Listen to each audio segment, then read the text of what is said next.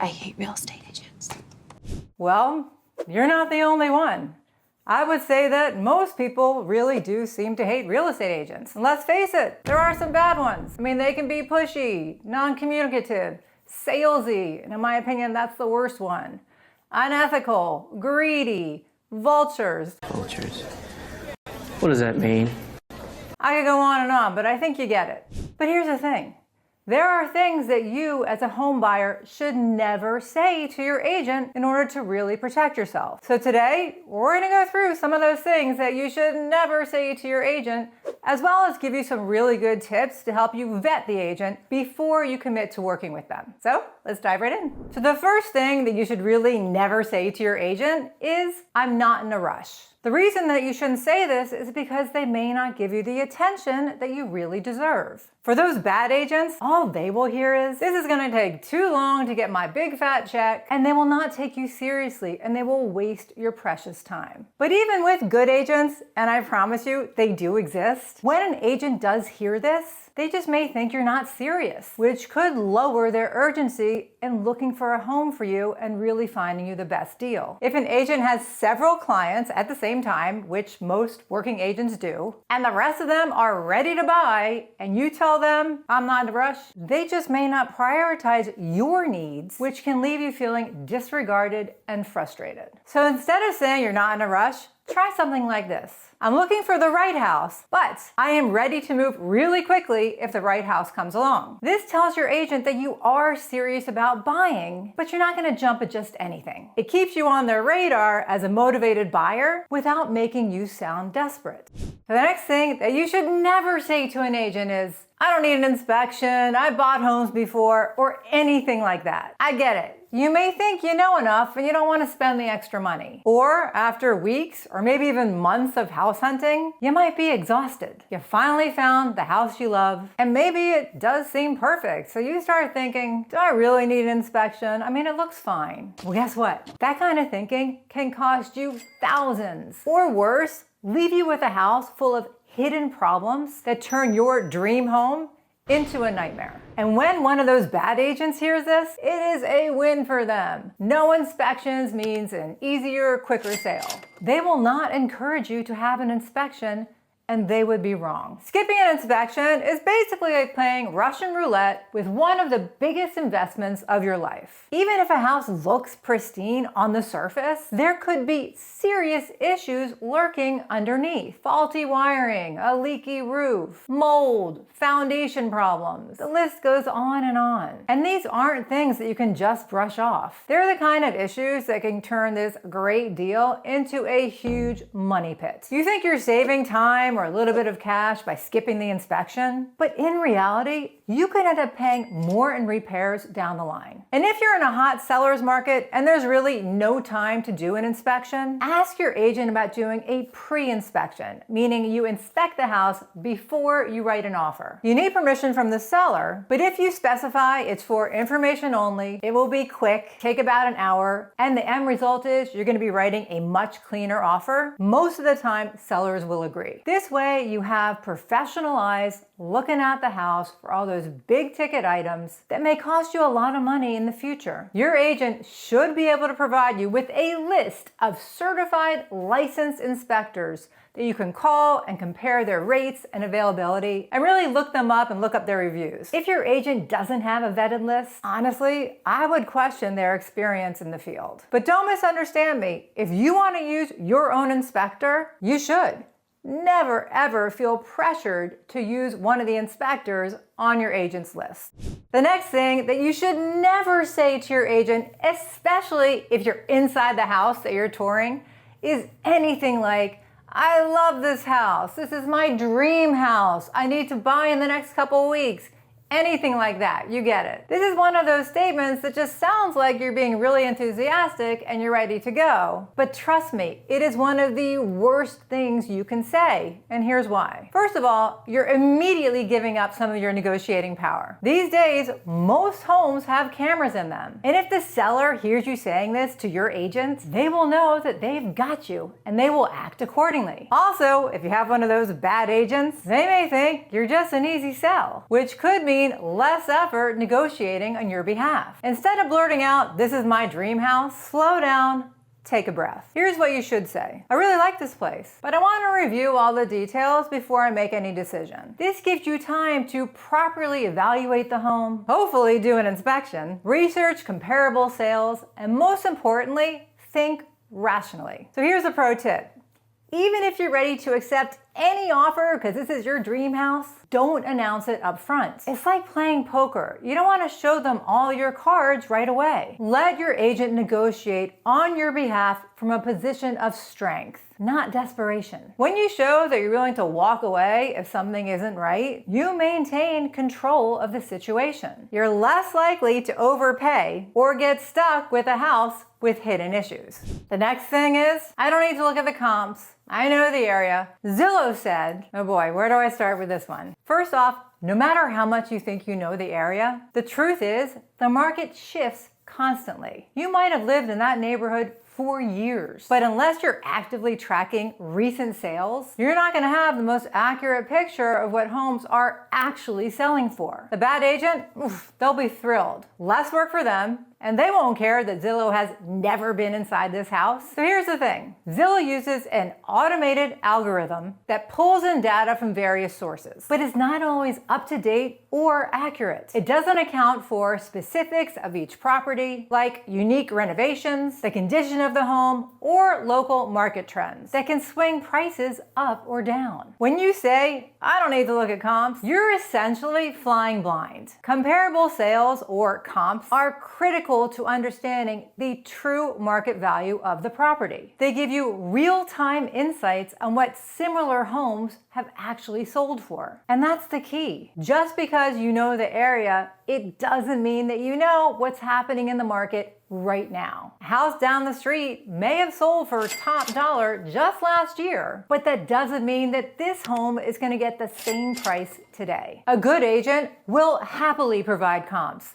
and should actually be insistent on looking at them with you before you write the offer. Comps take into account things that really matter in the real estate world. Location specifics. Is it on a busy street? Is it next to a school or a power line? Condition. Has the roof been replaced? Are there any recent renovations? Market trend. Is the market heating up or is it cooling off? Zillow can't tell you these things with accuracy. A zestimate is like a broad brushstroke. It might give you a general idea, but the details, that's what matters. So instead of saying you don't need comps, let your agent provide them and explain why they're important. Comps actually give you leverage when you're negotiating because they show hard data about what buyers are paying for in your area. They also help you avoid overpaying. You don't want to rely on Zillow's inflated or deflated guesswork, only to find out later you paid way more for this house than you really should have. At the end of the day, buying a home is going to be one of the biggest investments that you're ever going to make. Don't leave it up to chance or automated tools. Trust the experts, review the comps, and make sure you're paying the right price for the right property. And if your agent can't provide comps or even hesitates,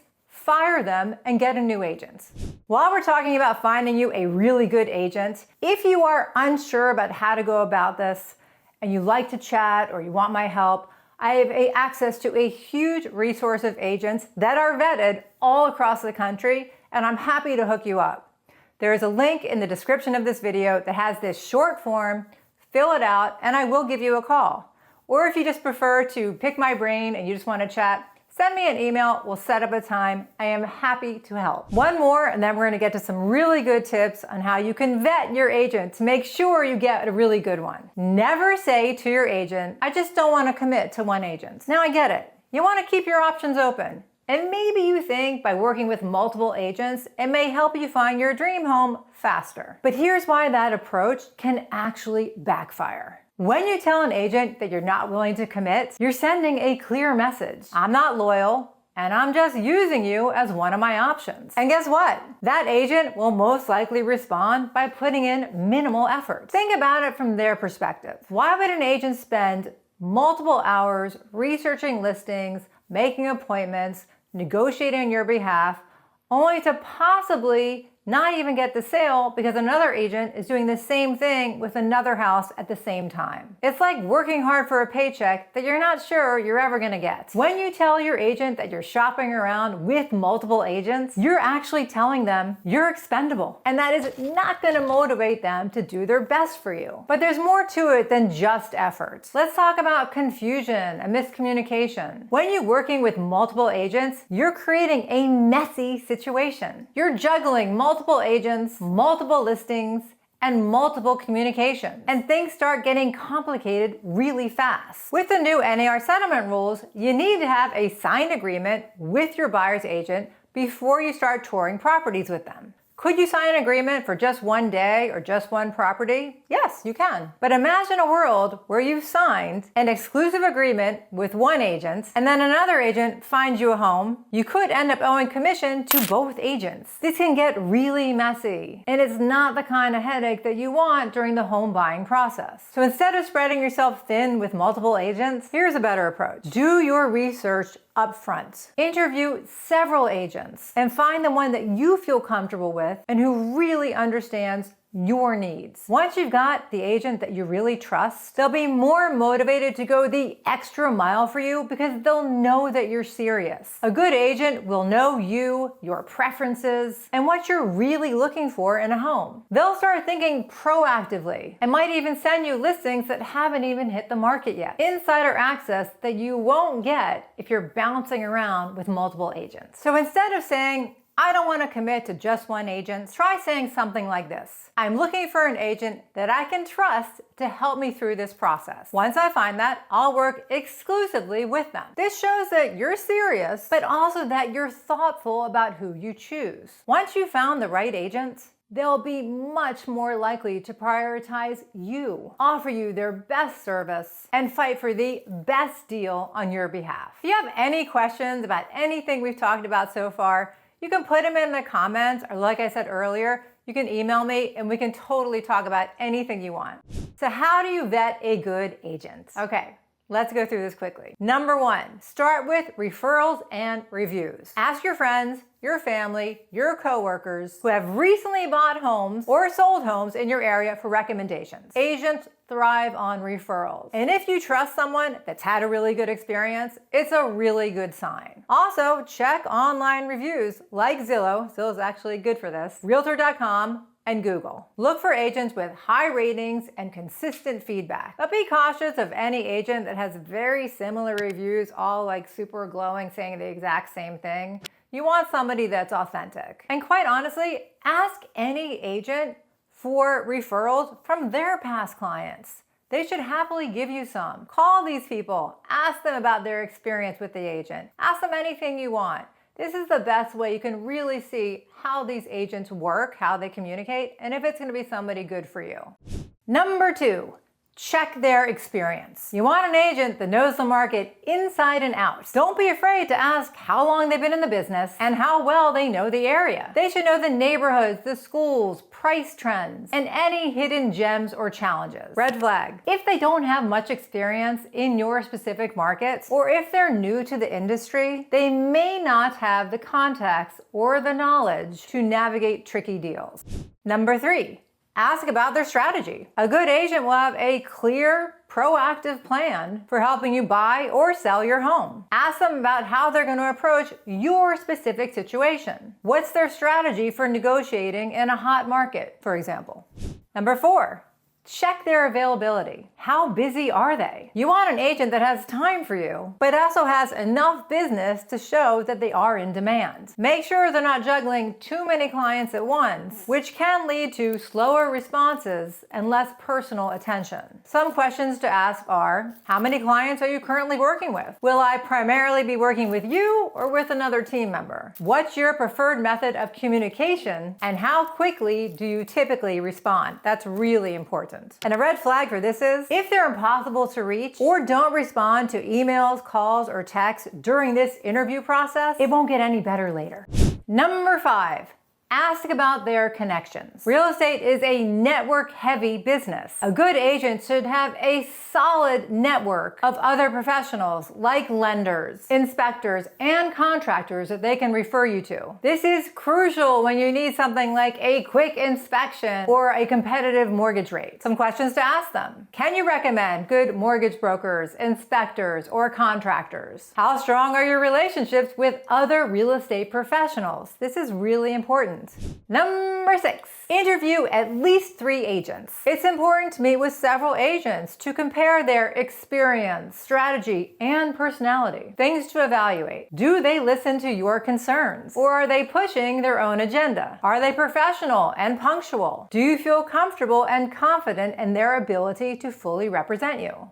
Number 7, gauge their negotiating skills. A good agent needs to be a skilled negotiator. Whether you're buying or selling, they'll be the ones advocating for you and helping you get the best deal. Ask them about their past negotiation success and how they plan to approach any offers. Some possible questions to ask them. Can you give me an example of a deal you negotiated successfully on behalf of a client? Or how do you approach multiple offer situations? Number 8, look for a personality match. Buying and selling a home is really stressful, and you're going to be spending a lot of time with your agents. Make sure they have a personality that meshes with yours. If you're a numbers person, you may not want someone who's overly chatty without providing any data. If you want someone that's hands-on, you want to avoid an agent that seems distant. Some things to evaluate. Do they seem like someone you'd enjoy working with? Are they attentive to your needs, or do they seem rushed or not interested? Do they explain things clearly and honestly?